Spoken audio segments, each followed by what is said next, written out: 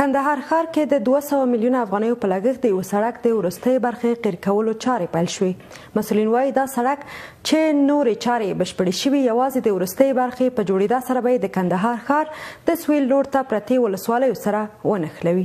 درنو لیدونکو، د همدې موضوع په تړاو د کندهار د ښاروالۍ ویاند ښاغلی سیف الله عاصم د سکایپ له لارې خپرونې سره وصلیږي. عاصم صاحب ستړي مه شئ. ډېر مننه.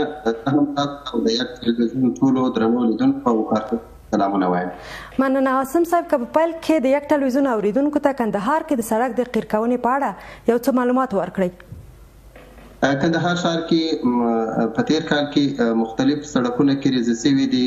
د ځینو کارونه چې دي هغه بشپړ شوي دي او د ځینو سړکونو کارونه لا اوس هم جریان لري. کندهار ښار کې یو تر ټولو لویه ستره پروژه چې هغه تقریبا د 2 کالو په جریان کې ساختماني چارې بشپړېدونکې دي. اوس فعلاً کارونه د بشپړېدلو په درشل کې دي. هغه د ښکار دروازې سړک دی چې دا سړک د کندهار ډنډ ولسوالۍ له ښار سره وصل کوي. دا سړک ډېر په اساسي ډول ورغول شو، تقریبا د 40 متره په پلنوالي سره او 2.1 کیلومتره په اوږدوالي سره دا سړک جوړ شو. دا سړک چې دی هغه تقریبا د څه کم یا 2 متره په اندازه باندې دا سړک وکیندل شو او بیا په اساسي ډول سره دا سړک جوړ شو.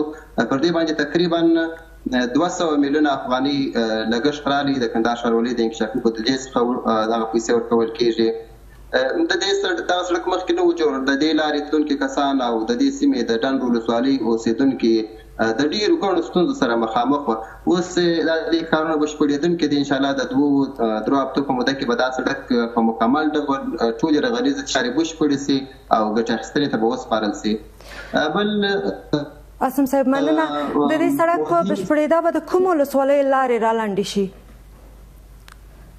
د دې سړک په رغولو سره د کندهار ډنډ ولسوالۍ او د پنجوایي ولسوالۍ د کندهار ښار سره وصل کېږي.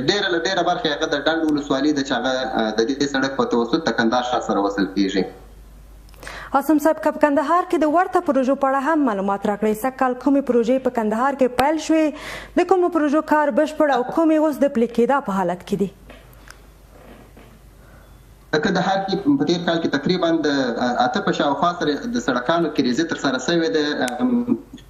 تیر کال د دې سړکانو ټولې ساختماني چارې بشپړې شوې دي. اوس ګټې اخیستنې ته سپارل شوي دي. زه به لنډه څو سړکونو نومونه درته یاد کړم. د ښار په 3مه ناحیه کې د ګول کرښې سړک ګټې اخیستنې ته سپارل شوی دی.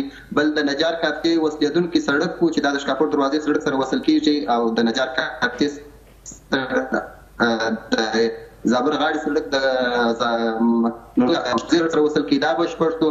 بل د شنغزي اصحابي د زیارت شاته دام په 3مه ناحیه کې یو بل سړک دی، دا ورغول شو.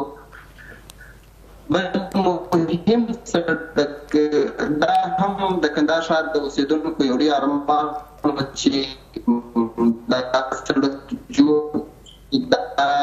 د کندهار. عاصم صاحب ستاسو غږ سم نه اورو.